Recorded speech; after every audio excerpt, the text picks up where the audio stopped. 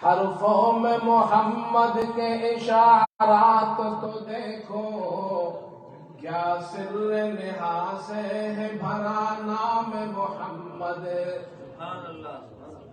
ہے میم میں محبوبی مطلق کا اشارہ،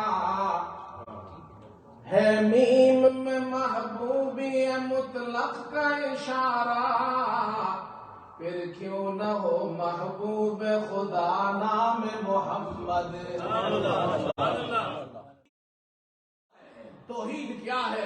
اللہ اپنی ذات میں یکتا، اللہ اپنی صفات میں یکتا، اللہ اپنے افعال میں یکتا، اللہ اپنے اسماء میں یکتا، اللہ کے ساتھ کوئی شریک نہیں، وہ وحدہ لا شریک ہے۔ ہم بزرگوں کو مانتے ہیں لیکن اللہ کا شریک نہیں مانتے ہیں۔ اللہ پاک فرماتے ہیں تم قبروں میں جاتے ہو، ان بزرگوں کو سجدہ کرتے ہو، ان سے مدد مانگتے ہو، ان کے سامنے ہاتھ پھیلاتے ہو۔ آؤ قرآن سے سیکھو، قرآن کیا سکھاتا ہے؟ والذین تدعون من دونہ ما یملکون من قطمیر۔ بیماریوں سے شفا دینے والا کون ہے؟ تکلیفوں سے نجات دینے والا کون ہے؟ اور تکلیفوں سے چھڑانے والا کون ہے؟ ترقیاں دینے والا کون ہے؟ عزتیں دینے والا کون ہے؟ اور بیڑا پار لگانے والا کون ہے؟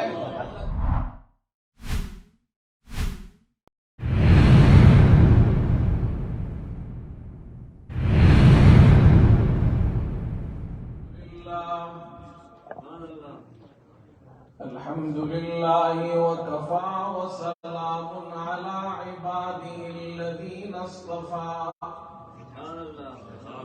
أما بعد فأعوذ بالله من الشيطان الرجيم، بسم الله الرحمن الرحيم۔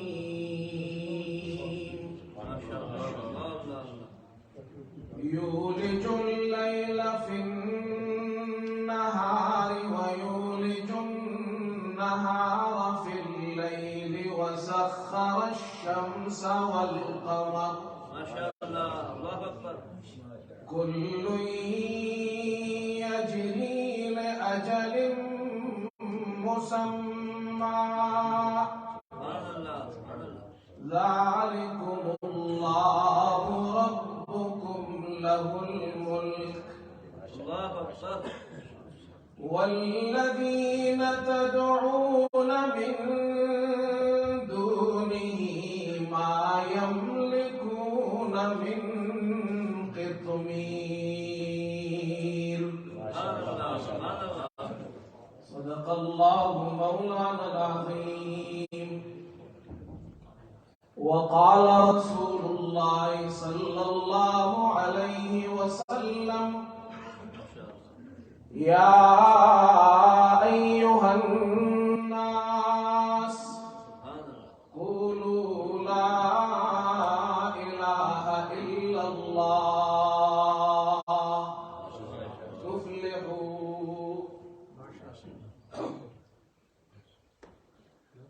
فرمایا کہ حرفوں میں محمد کے اشارات تو دیکھو، صلی اللہ علیہ وسلم۔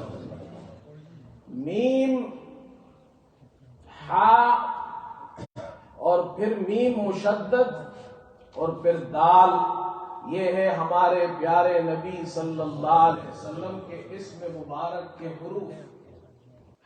حرفوں میں محمد کے اشارات تو دیکھو، کیا سر نہا سے ہے بھرا نام محمد۔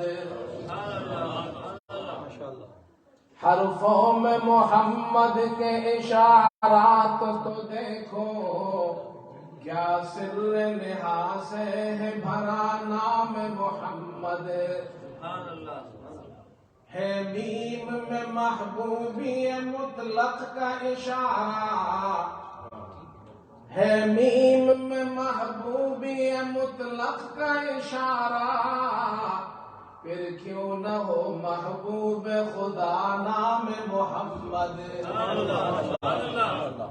میں ہے حیات ابدی جان بلبلوں کی عشاق کہے روح فضانہ میں محمد معجون مفرح ہوئی وہ میم مکرر اور دال ہے دل کی دوا نام محمد اس نام کی لذت دل عشاق سے پوچھو جانا گئی تن میں جو لیا نام محمد صلی اللہ علیہ وسلم درود شریف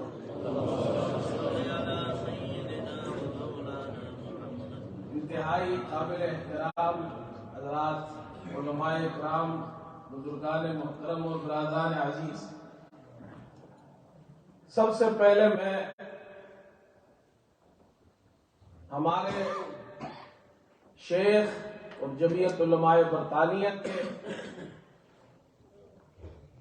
رئیس حضرت مولانا مفتی اسلم صاحب دامت برکاتہ اور ہمارے سرپرست حضرت مولانا عبدالرشید ربانی صاحب دامت برکاتہ اور جماعت کے تمام احباب کو تہہ دل سے مبارکباد پیش کرتا ہوں، اور اس کے بعد بلا تمہید اپنی بات شروع کرتا ہوں تاکہ زیادہ وقت صرف نہ ہو۔ عنوان ہے توحید و سنت کانفرنس۔ میں اپنی باتیں کوشش کروں گا کہ کچھ نکات اور پوائنٹس کے ذریعے آپ حضرات کے سامنے پیش کروں اور زیادہ تفصیل میں نہ جاؤں۔ بات بھی ہو جائے گی انشاءاللہ، اور انشاءاللہ اسی موضوع سے متعلق ہوگی۔ موضوع میں دو لفظ ہے، توحید اور سنت۔ پہلی بات یہ سمجھے، آدم علیہ السلام سے لے کر محمد صلی اللہ علیہ وسلم تک ہر نبی نے اللہ کی توحید بیان کی ہے۔ دوسری بات سنت ہے تو یہ بھی سمجھ لیں ہر نبی کی سب سے پہلی سنت توحید بیان کرنا ہے۔ ہر نبی نے جو کام سب سے پہلے کیا ہے وہ توحید بیان کی ہے۔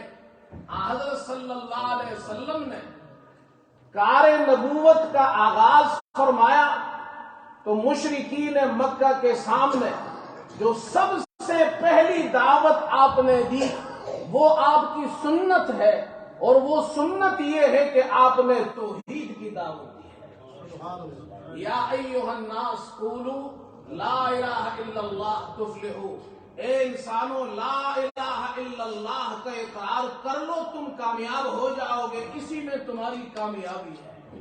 یہ لا الہ الا اللہ محمد الرسول اللہ یہ بڑا قیمتی کلمہ ہے۔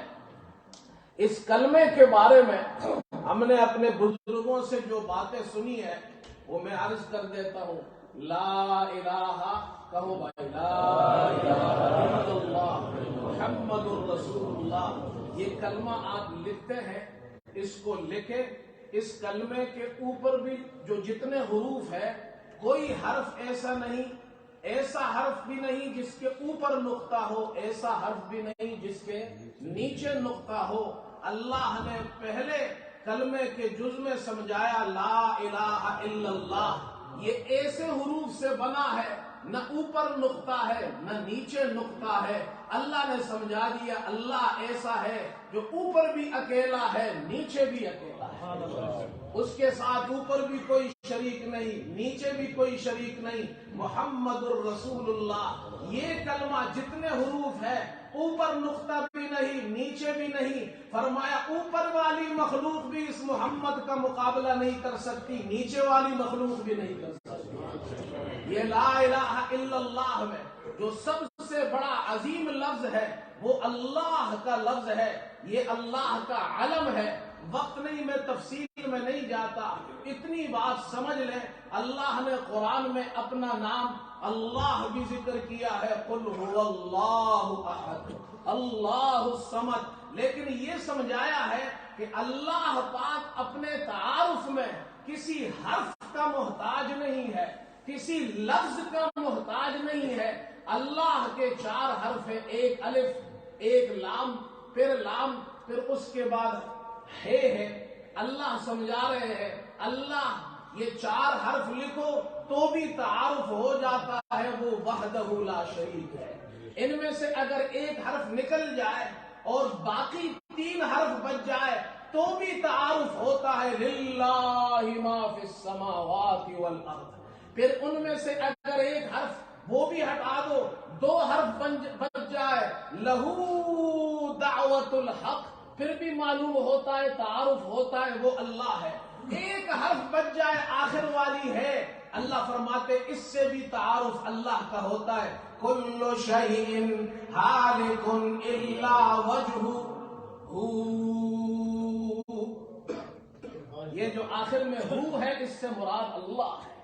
اللہ نے جو قرآن ہمیں دیا ہے، یہ پورا قرآن میرے دوستو توحید سے بھرا ہوا ہے۔ تو کیا ہے؟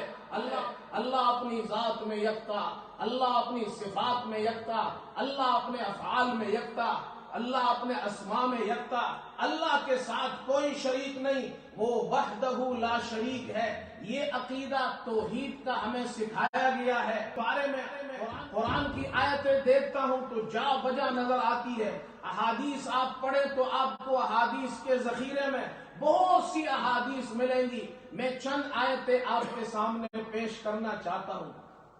جو آیت میں نے قرآن مجید کی پڑھی، اللہ تعالیٰ اس آیت میں ہمیں عقیدہ توحید سمجھا رہے ہیں اور ساتھ ساتھ یہ بھی سمجھا رہے ہیں اللہ کے ساتھ کسی کو شریک مت کرو، اللہ کے ساتھ کوئی شریک نہیں ہے۔ ایک واقعہ ذرا سن لیں، اس کے بعد سمجھنے میں آپ کو آسانی ہوگی۔ پاکستان کے خطیب تھے، خطیب اسلام، خطیب پاکستان، حضرت مولانا ضیاء القاسمی صاحب رحمت اللہ علیہ۔ کراچی میں ان کا خطاب تھا، توحید بیان کرتے، اور ان کے توحید بیان کرنے کا جو انداز تھا وہ نرالا تھا۔ اور ہم نے تو ان کو سنا ہے، لیکن ہمارے والد صاحب رحمت اللہ علیہ فرماتے تھے کہ توحید تو سارے علماء بیان کرتے ہیں، لیکن جو شیخ القرآن حضرت مولانا غلام اللہ خان صاحب رحمت اللہ علیہ توحید بیان کرتے تھے تو پھر ہر طرف اللہ ہی اللہ کی آواز آتی تھی۔ وہ ایسی توحید اللہ کی بڑائی بیان کرتے تھے، ہم نے تو کیسٹوں میں سنا ہے، بزرگوں نے تو اپنے سامنے ان کو سنا ہے، وہ اللہ کی توحید بیان کرتے تھے۔ حضرت مولانا ضیاء القاسمی صاحب رحمت اللہ علیہ وہ کراچی جلسے میں بیٹھے ہیں، عوام کا جلسہ ہے، توحید بیان کر رہے ہیں، اور کیا بیان کر رہے ہیں ذرا یہ بھی سنیے۔ فرمایا یولج اللیل فی النہار ویولج النہار فی اللیل، سبحان اللہ، اللہ وہ ہے یولج اللیل فی النہار، اللہ رات کو داخل کرتا ہے دن کے اندر، وَيُولِجُ النَّهَارَ فِي اللَّيْلِ، رات کو داخل کرتا ہے دن کے اندر اور دن کو داخل کرتا ہے رات کے اندر۔ یہ جو انقلاب شب و روز کا ہے یہ کون چلا رہا ہے؟ میرا اللہ چلا رہا ہے۔ یولج اللیل فی النہار ویولج النہار فی اللیل وسخر الشمس والقمر، یہ چاند اور سورج تمہیں بڑے نظر آتے ہیں، روشن نظر آتے ہیں، میرے اللہ نے ان کو کام پر لگایا ہوا ہے۔ صبح ہوتی ہے تو سورج طلوع ہوتا ہے، شام ہوتی ہے تو سورج غروب ہو جاتا ہے، مہینہ شروع ہوتا ہے تو ہلال نمودار ہوتا ہے، مہینہ ختم ہوتا ہے تو چاند غائب ہونا شروع ہو جاتا ہے۔ کل یجری لأجل مسمى، یہ جتنی بھی مخلوقات ہیں، یہ چاند سورج ہے، اللہ نے ان کا نظام بنایا ہے، وقت مقررہ تک چل رہے ہیں۔ ذالکم اللہ ربکم لہ الملک، وہی اللہ ہے تمہارا رب، وہی ہے، اس کے ساتھ کوئی شریک نہیں، حکومت بھی اس کی ہے، بادشاہت بھی اس کی ہے، اس کے ساتھ آسمان کے فرشتے شریک نہیں، نہ جبرائیل اللہ کی خدائی میں شریک ہے، نہ اسرائیل اللہ کی الوہیت میں شریک ہے، نہ اسرافیل شریک ہے، نہ میکائیل شریک ہے۔ اللہ کی زمین کے اندر بھی کوئی اللہ کے ساتھ شریک نہیں ہے، انبیاء بھی اللہ کے شریک نہیں، اولیاء بھی اللہ کے شریک نہیں، بزرگ بھی اللہ کے شریک نہیں۔ ہم مانتے ہیں لیکن اللہ کا شریک نہیں مانتے ہیں۔ اللہ پاک فرماتے ہیں تم قبروں میں جاتے ہو، ان بزرگوں کو سجدہ کرتے ہو، ان سے مدد مانگتے ہو، ان کے سامنے ہاتھ پھیلاتے ہو۔ آؤ قرآن سے سیکھو، قرآن کیا سکھاتا ہے؟ والذین تدعون من دونہ ما یملکون من قطمیر۔ یہ جتنے بزرگ ہیں، یہ بزرگی ان کی ہم مانتے ہیں، جتنے اولیاء ہیں ان کی ولایت بھی ہم مانتے ہیں، یہ جتنے نیک بندے ہیں ان کی نیکیاں ہم مانتے ہیں، یہ اللہ کے نیک بندے تھے۔ والذین تدعون من دونہ ما یملکون من قطمیر۔ اللہ فرماتے ہیں تم غار پر جاؤ، کسی ولی کے قبر پر جاؤ، کسی ولی کے مزار پر جاؤ، اگر تم نے وہاں سجدہ کیا، اگر تم نے وہاں جولی پھیلائی، اگر تم نے وہاں جا کر بچے مانگے، اگر تم نے وہاں جا کر عزتیں مانگی، اگر تم نے وہاں جا کر ترقی مانگی، تو یاد رکھو میرا اللہ کہتا ہے، عطا اللہ نہیں کہتا، میرا اللہ کہتا ہے والذین تدعون من دونہ ما یملکون من قطمیر۔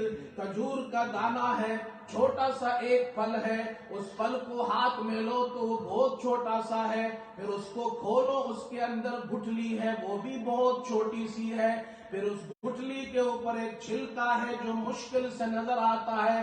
اللہ فرماتے جتنا بھی بڑا ولی ہو، جتنا بھی بڑا بزرگ ہو، اس سے اگر تم نے جا کر مانگا، وہ تمہیں نہ کھجور دے سکتا ہے، نہ گٹھلی دے سکتا ہے۔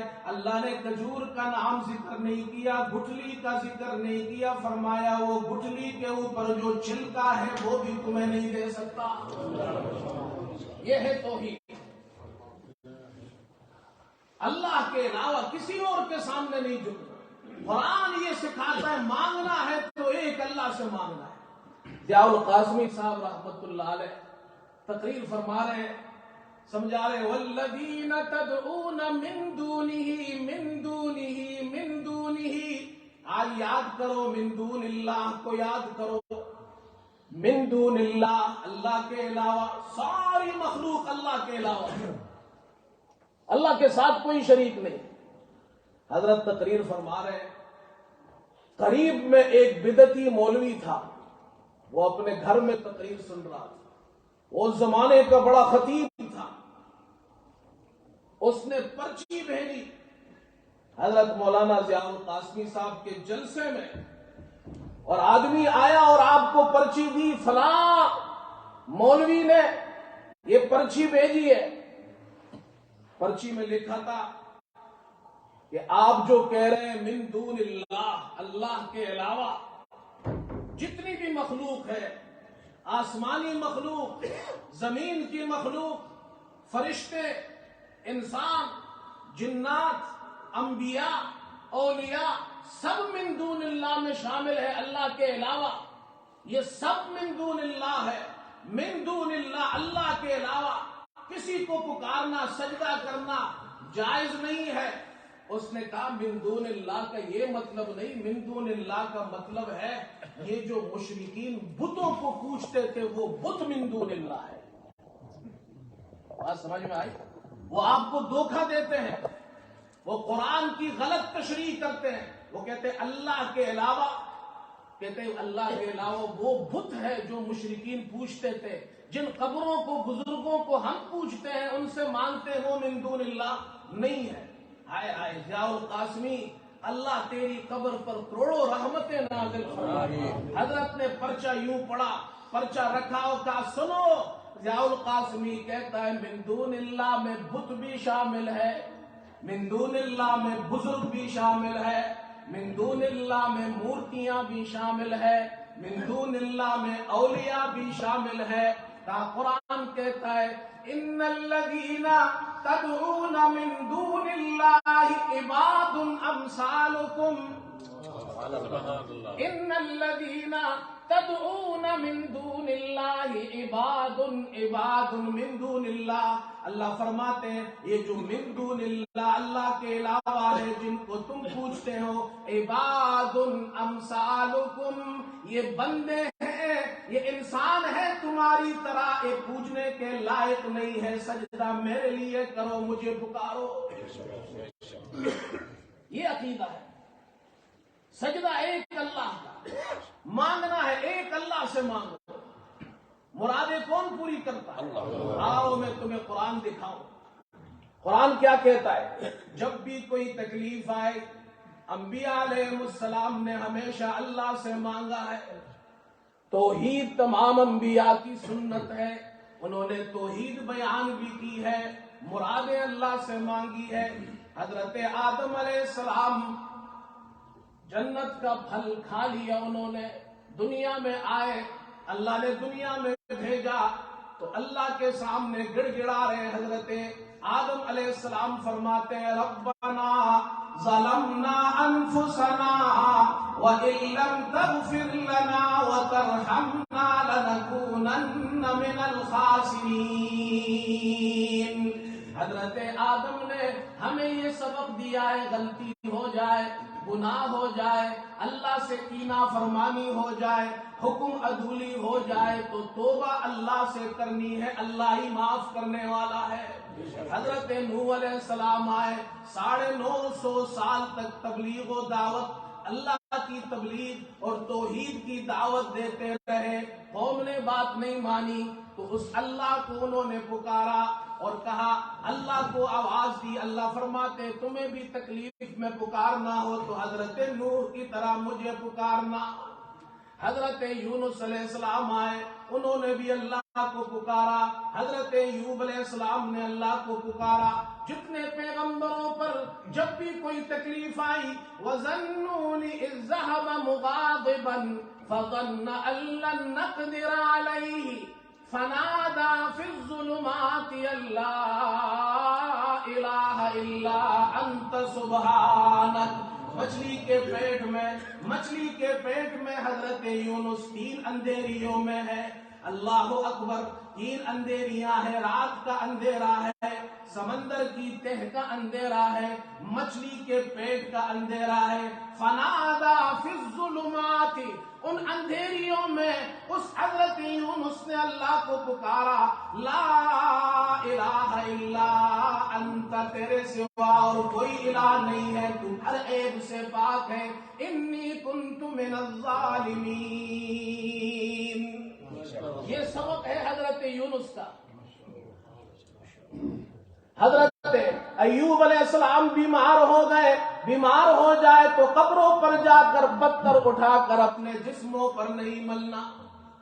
قبروں پر جا کر اپنے جانوروں کے طواف کراتے ہیں. میرا ڈنگر بیمار ہو گیا ہے، قبروں کا طواف مت کرانا.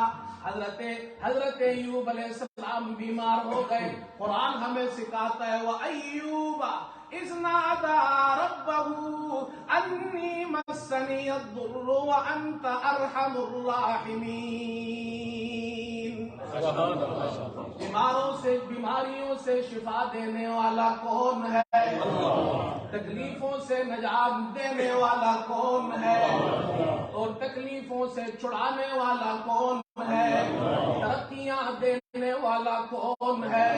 عزتیں دینے والا کون ہے؟ اور بیڑا پار لگانے والا کون ہے؟ حضرت ہے تو اس پر تو بولنے کو دل چاہتا ہے. صاحب رحمت اللہ علیہ جب وجد میں آتے تھے تو کہتے تھے، لوگوں سے پوچھتے تھے، من یخرج الحی من المیت ویخرج المیت من الحی، مردہ سے زندہ کرنے والا کون ہے؟ زندہ سے مردہ کرنے والا کون ہے؟ ہر کام کی تدبیر بنانے والا کون ہے؟ سب کہو اللہ. توحید سیکھو بھائی اور توحید بیان کرو. حضرت مولانا قاری عبدالرشید صاحب نے کہا توحید بیان ہو، میں نے بھی کہا چلو پھر توحید ہی بیان کرے. تو قرآن تو توحید ہی بیان کرتا ہے، توحید ہی پر تو ہماری دین کی بنیاد ہے. توحید نہ ہو تو اللہ کوئی عمل قبول نہیں کرے گا، چاہے نمازیں ہو، روزہ ہو، زکوٰۃ ہو، حج ہو. باتیں تو بہت ہے، ختم ہو جائیں گی. ایک آخر میں کچھ اشعار بھی سنا کر اپنی بات ختم کرتا ہوں. حضرت مفتی صاحب بھی تشریف فرمائے، ہمارے بزرگ تشریف فرمائے، ان کی شفقت اور محبت ہے. اور توحید کا موضوع تو ایسا موضوع ہے تو اس پر تو بولنے کو دل چاہتا ہے کہ آدمی بولتا رہے. پیغمبروں نے تو توحید کے لیے پتھر کھائے ہیں. ہم تو یہاں ایک فیلڈ میں بیٹھ کر اور قالینوں پر بیٹھ کر، کرسیوں پر بیٹھ کر اپنے دوستوں کے سامنے، مسلمانوں کے سامنے جو مجھے دیکھ کر مسکرائے میں انہیں دیکھ کر مسکراؤں. میری توحید پر میرے بزرگ مجھے دعائیں دے. میری توحید بیان کرنے پر حضرت مہمان میرے اس طرف بیٹھے ہیں، آپ حضرات بھی مہمان تشریف لائے. ہم تو بڑی مزے سے توحید سن رہے ہیں اور توحید بیان کر رہے ہیں. سوچو جب میرے پیارے محمد نے، سب کہو صلی اللہ علیہ وسلم نے، مکے کی وادی میں توحید بیان کرنا شروع کیا تو سب سے پہلا پتھر سگے چچا نے مارا تھا. توحید بیان کرنا اتنا آسان نہیں تھا. توحید، آؤ میں تمہیں دکھاتا ہوں. مجدد الفسانی رحمت اللہ علیہ جہانگیر کا دربار ہے. درباری مولوی ہر زمانے میں ہوتے ہیں اور درباری مولویوں نے فتویٰ دے دیا کہ بادشاہ کو تعظیمی سجدہ ہو سکتا ہے. کبھی موقع ملا میں اس پر انشاءاللہ بیان کروں گا. تعظیمی سجدہ اور سجدہ عبادت کیا ہوتا ہے، سجدہ تعظیمی کیا ہوتا ہے. تاجی بادشاہ کے لیے سجدہ تعظیمی جائز ہے. درباری مولویوں میں سے ایک تھا، اس نے کہا جی یہ جو احمد سرہندی ہے، شیخ مجدد الفسانی رحمت اللہ علیہ، یہ آپ کی حکومت کو ختم کرنا چاہتا ہے، آپ کا مخالف ہے، اسی لیے یہ آپ کو تعظیمی سجدہ بھی نہیں مانتا. بادشاہ نے بلایا تو آپ نے سجدہ نہیں کیا، بادشاہ کے سامنے سر نہیں جھکایا. یاد رکھو، یہ نوجوانوں سے کہتا ہوں، سر کسی کے سامنے مت جھکایا، کسی کے سامنے بھی نہیں. یہ اللہ نے اجازت نہیں دی ہے. تفصیل نہیں میں آگے جاؤں اس لیے یہیں رک جاتا ہوں. شیخ احمد سرہندی رحمت اللہ علیہ نے فرمایا سجدہ اللہ کا حق ہے، بندوں کو نہیں دیا جا سکتا. دربار میں توحید بیان کرنا، حلوہ کا کر بیان کرنا آسان ہے، بادشاہ کے سامنے توحید بیان کرنا یہ آسان کام نہیں ہے. تو بادشاہ نے قید کر دیا اور جب قید کرنے گئے تو قیدیوں کی توحید بیان کی تو وہ مسلمان ہو گئے. خیر وہ طویل داستان ہے. علامہ اقبال رحمت اللہ علیہ وہ کہتے ہیں میں شیخ احمد سرہندی مجدد الفسانی کے مزار پر گیا. وہ شخص جو موحد تھا، جس نے بادشاہ کے سامنے سر نہیں جھکایا تھا، اللہ کی توحید بیان کی تھی. تو علامہ اقبال کہتا ہے حاضر ہوا میں شیخ مجدد کی لحد پر، حاضر ہوا میں شیخ مجدد کی لحد پر، وہ خاک کے ہیں زیر فلک مطلع انوار. اس خاک کے ذروں سے شرمندہ ستارے، اس خاک کے ذروں سے ہے شرمندہ ستارے، اس خاک میں پوشیدہ ہے وہ صاحب اسرار. اور کیوں گردن نہ جھکی جس کی جہانگیر کے آگے، گردن نہ جھکی جس کی جہانگیر کے آگے، جس کے نفس گرم سے ہے گرمی احرار. وآخر دعوانا